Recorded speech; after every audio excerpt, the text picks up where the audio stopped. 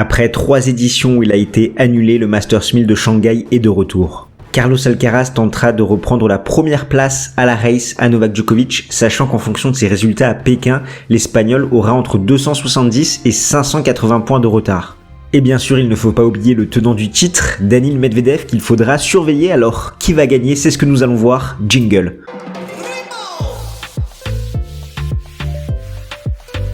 Si on reprend un peu l'historique du Masters 1000 de Shanghai, il faut savoir qu'en 2009, il va remplacer le Masters de Madrid qui était en indoor et Madrid va prendre la place d'Hambourg sur terre battue. Shanghai, c'est peut-être le Masters 1000 le plus rapide. Si on reprend un petit peu les statistiques des 2 dernières éditions, c'est 83% de points gagnés sur première balle en moyenne et 0,63 ace par jeu.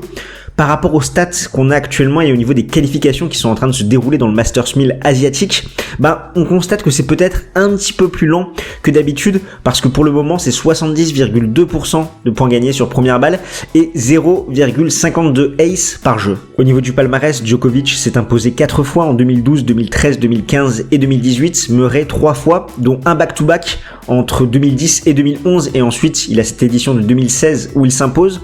Et Roger Federer, lui, s'est imposé 2 fois en 2014 et 2017. Et comme je te le disais en introduction, le tenant du titre, c'est Daniil Medvedev qui s'était imposé en 2-7 contre Alexander Zverev en 2019. Au-delà du fait que Shanghai va se dérouler comme une grande partie des Masters 1000 cette saison sur une dizaine de jours, ce qui fait que ça va rallonger un petit peu le tournoi et que ça crée beaucoup de longueur, je trouve, il va falloir quand même surveiller le Masters 1000 de Shanghai parce qu'il y a cette histoire de première place mondiale à la fin de l'année où là, ça va se jouer dans un mouchoir de poche entre Novak Djokovic et Carlos Alcaraz et surtout voir quels vont être les derniers qualifiés pour les ATP Finals parce qu'il reste pas énormément de tournois avant Turin et les 2 plus gros, c'est Shanghai et le Rolex Paris Masters. Avant de passer au tirage au sort, un mot du sponsor de cette vidéo, Royalties. Tu connais la bourse, tu investis dans des entreprises auxquelles tu crois en achetant des actions et en fonction des performances de ces dernières, tu vas améliorer tes rendements. Royalties, c'est exactement la même chose sauf que tu n'investis pas sur des entreprises mais sur des talents. Donc tu as différents sports qui sont représentés, ça c'est intéressant pour pouvoir diversifier ton portefeuille. Nous on va s'intéresser au tennis où tu as différents profils, du Daniil Medvedev, du Lorenzo Musetti, du Casper Ruud, également des Français, Corentin Moutet, Hugo Gaston. Donc tu vas investir dans un talent en achetant un ROI. Un ROI c'est l'équivalent d'une action. Et en fonction des performances de ce talent, tu vas améliorer ton rendement. Par exemple, si le joueur performe dans les tournois qui ont eu lieu et également sur les réseaux sociaux, il fait le buzz, il y a un algorithme qui te calcule tout ça et par rapport à ton investissement initial, tu vas faire une plus-value. Donc c'est vraiment intéressant pour vivre une aventure particulière avec des joueurs que tu supportes, sachant que tu vas avoir des retombées économiques directes de leur succès. Donc c'est vraiment un concept novateur, je trouve, qui change par rapport à la bourse pour avoir des revenus passifs, bien évidemment. C'est une activité responsable, n'investis pas de l'argent que tu n'as pas. Je te laisse aller voir tout ça, je te mets un lien d'affiliation. Donc si tu passes par ce lien et une fois ta première transaction réalisée, donc l'achat d'un ROI qui en moyenne est à 2 €, après ça peut dépendre un petit peu du succès du joueur, tu vas avoir accès à un bonus et ce bonus ça peut être l'acquisition d'un nouveau talent, de l'argent ou des cadeaux comme des AirPods. Encore une fois, un grand merci à Royalties pour la confiance qu'ils apportent à la chaîne Games Talk. Pour info, à l'heure où je tourne cette vidéo, les demi-finales à Pékin n'ont pas eu lieu. Donc on va avoir Alcaraz contre Sinner et Medvedev contre Zverev. Je ne connais pas les résultats. Quand la vidéo sortira, les résultats seront connus. Mais je vais faire mes analyses par rapport à ce qu'on a pu voir sur le début de Pékin, à commencer par le quart de tableau de Carlos Alcaraz où il retrouve en tête de série Evans, Dimitrov, Khachanov, Tiafoe, Jarry, Lejka ainsi que Fritz. Les coupeurs de tête, il y a Vukic, s'il arrive à retrouver un petit peu cette forme qu'il avait cet été, on sait qu'il apprécie ses conditions rapides avec son style de jeu. Et également la pépite chinoise de 18 ans, Zhu Cheng, excusez-moi pour la prononciation, j'ai pas fait chinois en LV2, c'est vrai que son nom est pas facile à prononcer. Le quart de finale théorique, c'est Alcaraz contre Fritz. Et c'est vraiment la première fois en Asie pour notre pépite espagnole Carlitos, qui là est en demi-finale à Pékin, qui avant justement l'ATP 500 de Pékin, c'était 21 victoires, 4 défaites sur dur.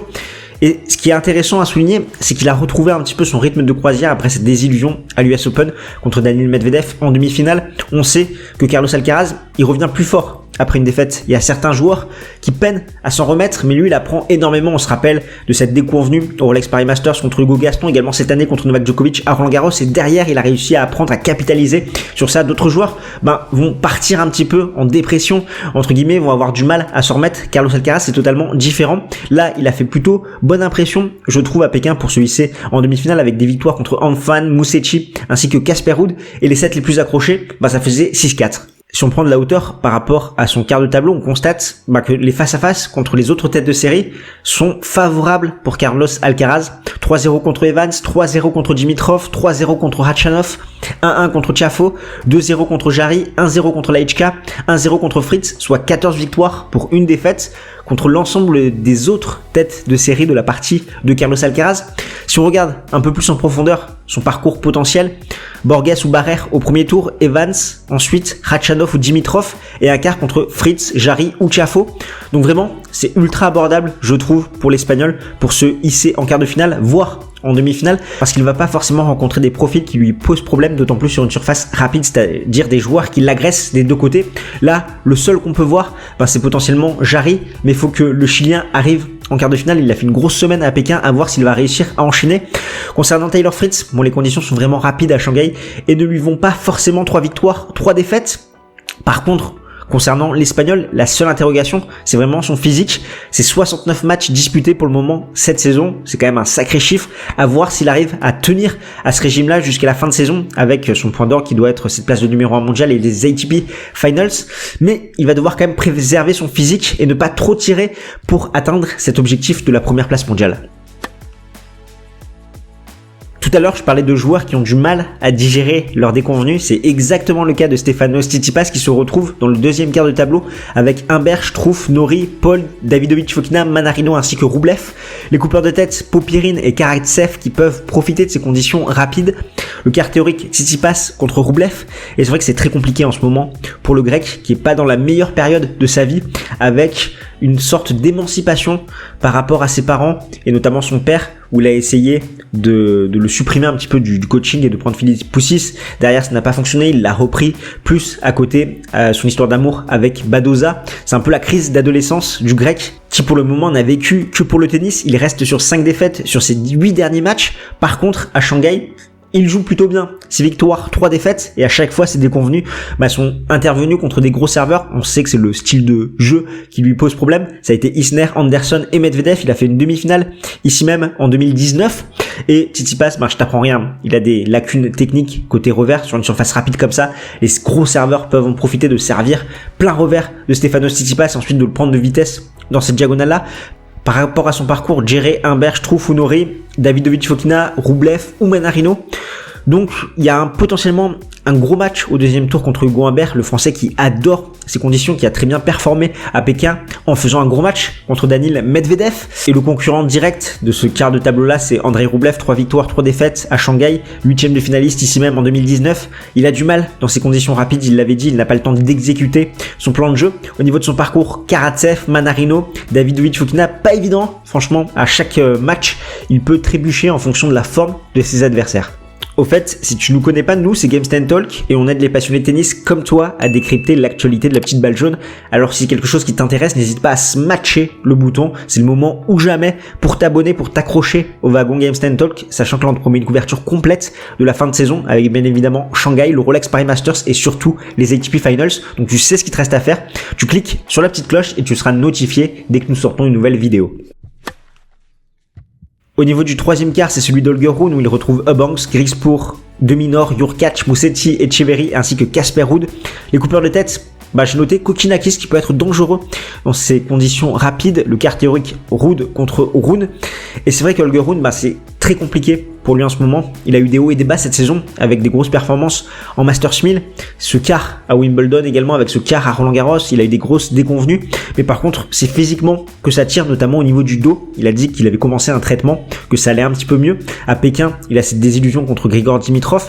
Mais je pense que la saison doit se terminer pour lui pour vraiment récupérer, se soigner et commencer au mieux 2024. D'autant plus que dans le dur extérieur, il est moins performant que sur du dur intérieur. On se rappelle de sa série folle en fin de saison dernière avec ce titre au Rolex Paris Masters. Au niveau de son parcours, pour lui qui découvre l'Asie, sachant que la dernière fois que Shanghai se joue, il était presque pas né, Holger Rune. Il jouerait Nakashima, Zheng ou Etcheverry, Hurkacz ainsi que Ruud. Donc un tableau qui peut être piégeux, d'autant plus que chaque match peut être piégeux pour l'ami Holger Rune. En ce moment, il n'y a pas de match facile pour lui. Il a du mal à retrouver cette confiance qu'il avait sur ce premier trimestre où il avait fait très mal sur terre battue. Donc il peut trébucher un petit peu sur n'importe quel adversaire. Et Casper Ruud qui lui aussi peine cette saison. Et je pense que la saison doit se terminer pour le Norvégien pour qu'il puisse récupérer, préparer cette saison 2024, ce qu'il n'a pas su faire l'année dernière. Il n'avait pas joué Shanghai non plus en 2019. Il a bien commencé contre Alcaraz à Pékin, sachant qu'il était en quart de finale, il a mené 3-0 et derrière il va inscrire seulement 3 jeux. Pour la Casper Ruud, il lui manque de la confiance même s'il a fait cette finale à Roland Garros. Au niveau de son parcours, Nishioka, Eubanks, Hoffman, Alex de Minaur, donc pas évident. S'il y a des joueurs qui arrivent justement à profiter de ces conditions rapides, notamment sur le revers de Casper Ruud pour l'empêcher de se décaler, ça peut être compliqué pour le Norvégien. Le dernier quart de tableau, c'est celui du tenant du titre, Daniil Medvedev, qui retrouve Sinner, Baez, Zverev, Shelton, Auger-Aliassime, Cerundolo, ainsi que Korda, les coupeurs de tête, Safiullin ou Murray, sachant que c'est une affiche du premier tour et que le gagnant retrouvera Alexander Zverev, le quart théorique, Sinner contre Medvedev. Et Medvedev, lui, il adore ses conditions à Shanghai. 6 victoires, 2 défaites, sachant que ses seuls 2 déconvenus, c'était contre Pouille en 2017 et Roger Federer en 2018. 39 victoires, 6 défaites sur dur avant Pékin. Et il est en demi-finale. Là, à Pékin, il va jouer Zverev. On a l'impression qu'on a des Medvedev-Zverev à chaque tournoi. Cette saison, il a eu un match accroché justement contre Hugo Humbert en 3-7 en quart de finale. Mais on sait, sur la fin de saison, c'est là où il est le meilleur Medvedev. Il a eu cette finale à l'US Open. Il joue très bien sur dur. Cette saison, au niveau de son parcours, Garin, Korda, potentiellement au deuxième tour. L'Américain qui est toujours en lice à Astana, sachant qu'il est en finale. Auger-Aliassime, s'il se réveille. Et Sinner. Donc, il a un très bon tableau, le Russe, pour aller jusqu'en quart de finale. Sachant qu'il a des adversaires qui sont pas forcément en forme ou qui ont accumulé beaucoup de matchs, beaucoup de temps de jeu la semaine avant Shanghai et qui peuvent perdre à tout moment. Au niveau de Sinner, qui lui aussi, il y a toujours cette interrogation physique, cette capacité à enchaîner, qui est en demi-finale à Pékin contre Carlos Alcaraz. Ça serait Giron au premier tour, Baez, ensuite Zverev ou Shelton. Pas mal pour l'Italien qui pourrait quand même enchaîner et pourquoi pas aller en quart de finale parce que la principale menace c'est Alexander Zverev, sauf que Zverev lui il va jouer d'entrée Safiullin ou Murray puis Shelton et ensuite donc ça serait l'Italien, donc vraiment pas évident pour l'Allemand qui enchaîne en plus les tournois. Il s'est imposé à Chengdu, là il est en demi-finale à Pékin contre Daniil Medvedev et je pense que ça va craquer à un moment, sachant qu'à Pékin il a fait que des matchs en 3-7 contre Schwartzmann, contre Davidovich Fokina et contre Jarry, donc ça risque de tirer même si Alexander Zverev apprécie forcément ses conditions à Shanghai où il avait fait une finale en 2019, mais je pense que c'est pas mal ce tableau pour Medvedev et Sinner pour rallier les quarts de finale. On arrive à la partie imprévisible, les pronostics, les amis, les quarts théoriques, Alcaraz, Fritz, Tsitsipas, Rublev, Rune, Ruud, Medvedev, Sinner et les quarts que je vais pronostiquer. Je vais prendre beaucoup de risques, mais je pense qu'il y aura des surprises. Alcaraz, Jarry, Humbert, Davidovich Fokina, de Minaur, Hurkacz et Sinner, Medvedev avec des demi-finales Alcaraz, Davidovich Fokina, Hurkacz, Medvedev et une finale Alcaraz, Medvedev avec Alcaraz qui s'impose à Shanghai pour sa grande première dans ce Masters 1000. Comme tu peux le voir, je me suis mouillé. N'hésite pas à me dire tes pronostics dans les commentaires. Je suis curieux de voir ça. Bien évidemment, le grand absent de ce Masters 1000 à Shanghai, c'est Novak Djokovic. Si tu veux revivre son 24e sacre en majeur à l'US Open, je t'invite à aller voir cette vidéo et nous on se retrouve de l'autre côté de l'écran.